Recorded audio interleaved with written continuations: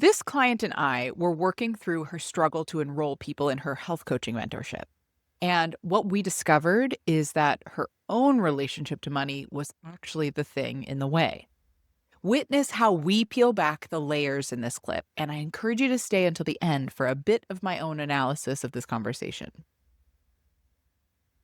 So, there were a couple of moments in this conversation that I want to highlight as my cues that there were deeper things going on for this client than a sales strategy conversation.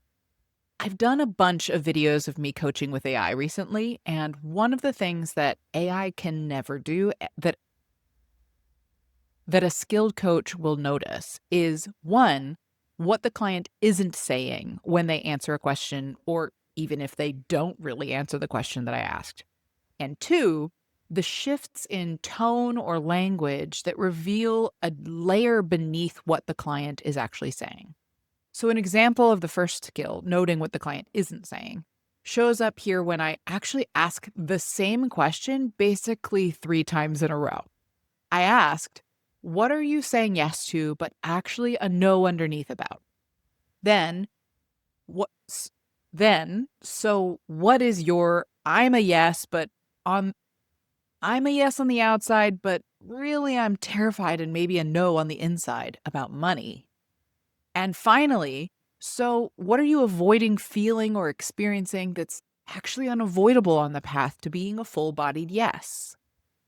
After we peeled back each layer, the client went deeper and deeper into her story and beliefs about money until she eventually realized that she has discomfort and even mistrust of herself around having and managing her own money based on what happened with her ex partner.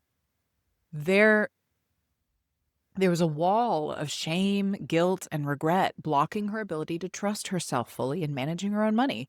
So, of course, that would be showing up in her own fears of discussing money openly with her prospective clients. Another moment I want to highlight was Another moment I want to highlight that was my personal cue to keep diving deeper with her was at this moment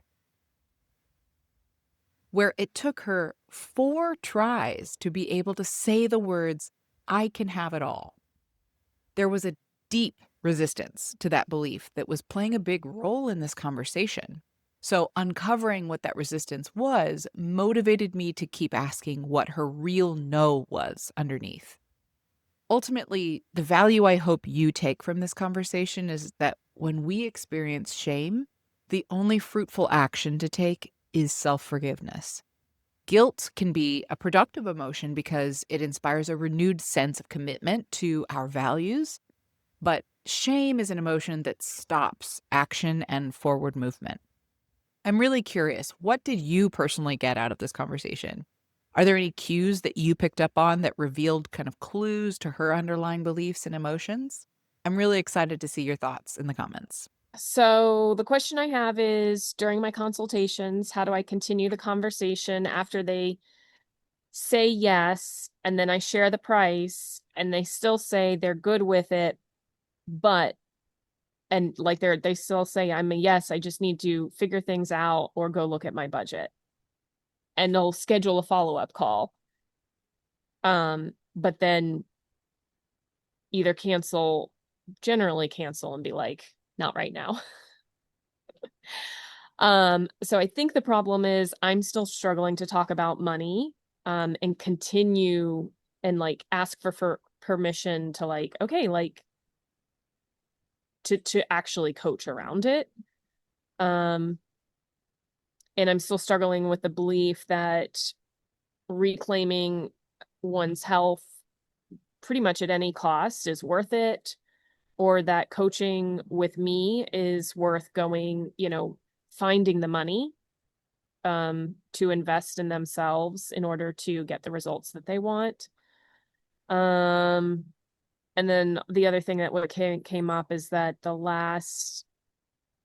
definitely the last consultation I had, like I scheduled it too soon. I was like, I had just moved out of my apartment. I was staying with a friend and still shifts hadn't even gotten my car packed. It was just still in this in between space of the transition to where I am now. And I should I I now recognize like I while booking a consultation sooner than later is preferable, if I don't have the bandwidth to show up, I didn't do either of us any good. Um, but what I really want is to be brave and ask clarifying questions after I share my price, even when they say yes.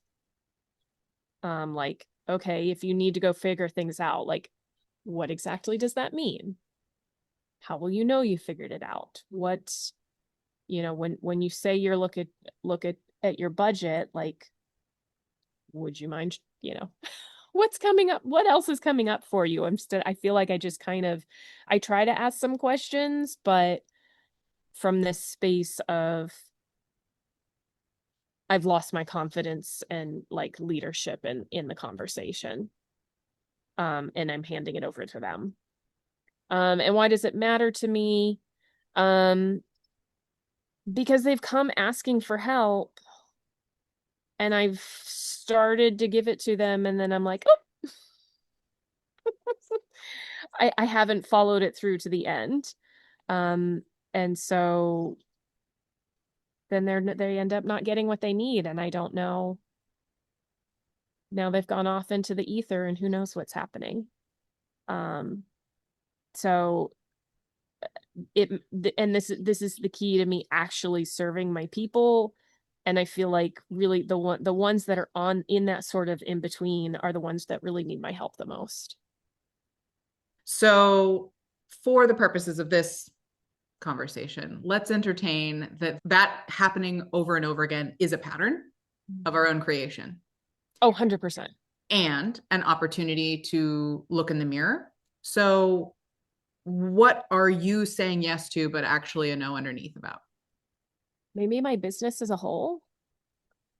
When you Uh, started to share about losing your confidence towards the end of a conversation, yeah, that was the first indicator to me that this is a you conversation. right. So, what are you scared of? While I want to say the uncomfortable thing and risk the relationship and dive into that discomfort, I'm also scared of it. While knowing like that's the thing, this is the whole point, this is where the breakthroughs are for me and for my clients. I'm also wondering if like was this like some subconscious effort to get out of the apartment I was in, even though like making more money would have been one way out of the apartment. Having the courage to just make a decision of like, okay, this apartment and this location isn't serving me anymore, and I'm okay with just going out on the road.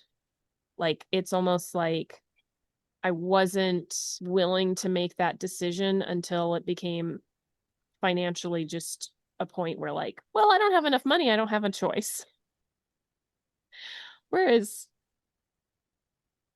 it would have, it would also be really nice to be in a position where I have a full client load and still make that decision.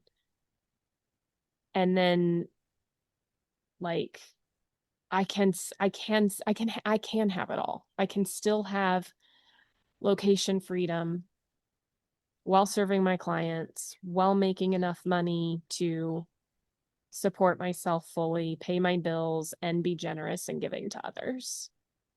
So then what is your I'm a yes on the outside, but I'm really terrified and maybe a no on the inside about money? I'm terrified to talk about it. What's the feeling you get when you talk about it? Well, I'm okay. I've gotten to a point where I'm okay talking about my money, but it's like in that conversation of questioning how they're spending their money, feeling like it needs to be private. I guess I'm afraid I'm of looking like I'm questioning how they're spending their money or not spending their money. So what are you avoiding feeling or experiencing that is actually unavoidable on the path to being a full-bodied yes? I guess I mean the thing that comes up which doesn't feel like it makes sense is the discomfort of having money and managing it. Because what would that mean about you? I don't even know.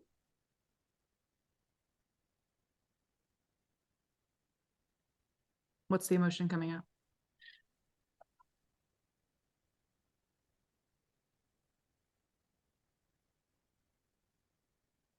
I guess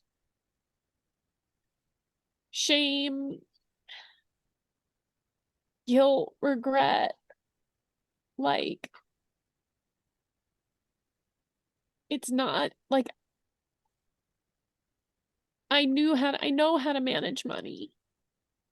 And yet, for some reason, while having enough of it, I was scared of it. I handed it all over to Brian. And because of that, like, I feel like that's why I'm in the position I'm in now.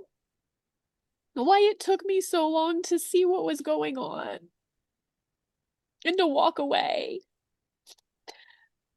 And now I feel like I just can't dig myself out of the hole.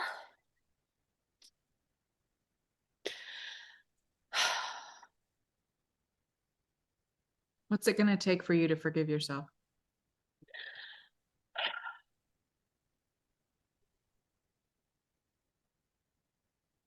I don't know.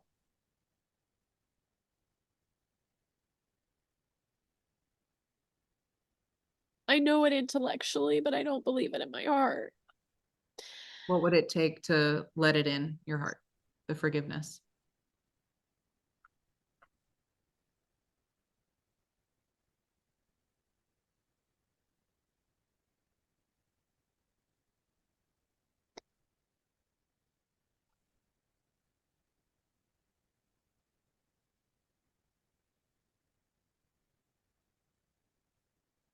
I don't know. Like, I feel like I don't know how to do that. I don't believe that for a second. Emmy, you're an endlessly forgiving and compassionate soul.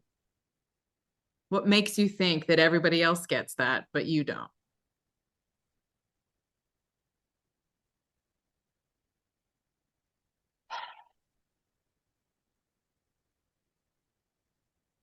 I guess I feel like I need, I feel like I'm still not being as responsible as I should be. Shoulding, shaming.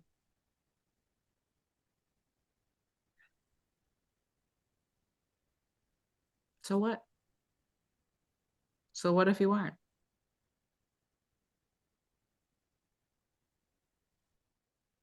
Are you not still worthy of love and forgiveness and endless permission?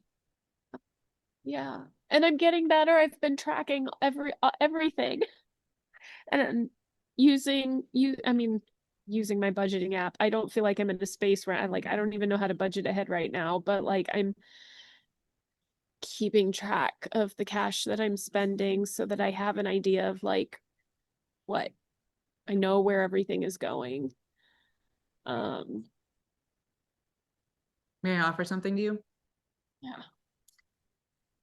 The path to your clients being a yes, you being a yes to money is leaning into when shame shows up and being willing to choose forgiveness without reason, without justification, without evidence of I'm doing the budget choosing forgiveness, compassion, love. I know you are vastly capable of doing that. It's just a practice of choosing. So every time that shame about money comes up, lean in and forgive. Willing to practice that? With that, we've come to the end of today's episode on the Contentment Creator channel, where we pulled back the curtain in some live life coaching sessions for you to witness my clients gain deeper awareness and hopefully take some new insights away with you too. Whether you caught the whole episode or one of our segments, either way, thank you for making it all the way to the end. And I hope that you are subscribed so you don't miss another episode. Join me in my mission to help a world full of content creators become a world of contentment creators. Bye, y'all.